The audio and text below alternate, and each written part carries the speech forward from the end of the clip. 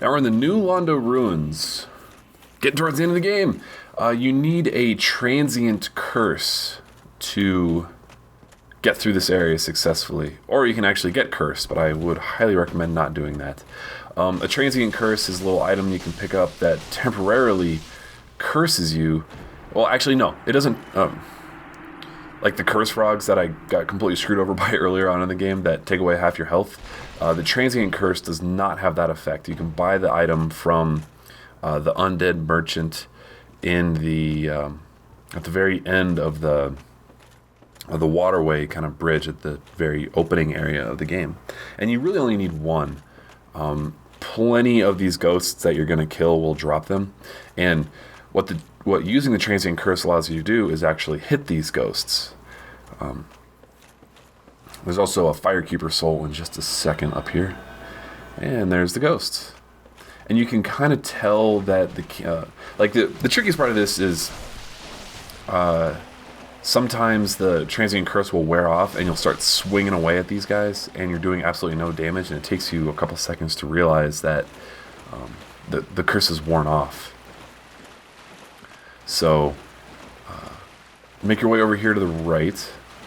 You can see that that's the firekeeper soul right there at the very end of this little walkway. And I've been killed twice walking through here. Not like after you pick up the firekeeper soul.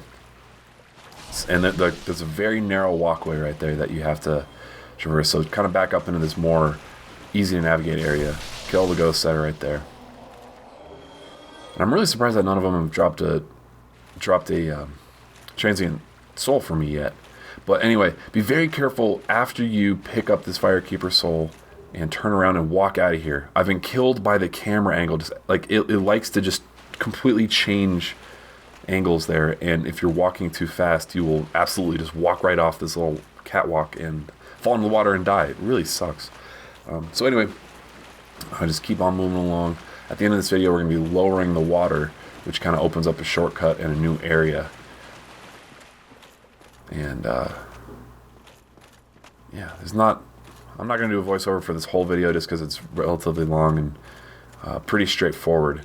There's not a lot of tricky stuff. There's a guy at the top of this little house that you have to talk to, and he gives you the key to go on. And anyway, yeah, end of this voiceover.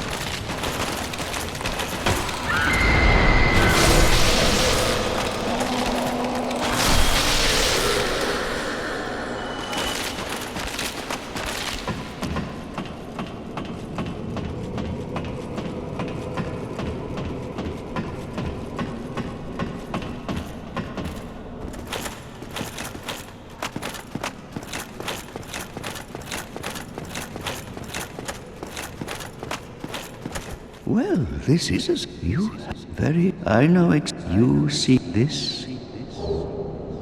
The four kings slumber. Use this key for the dark wraiths, but although it... Hello, the key.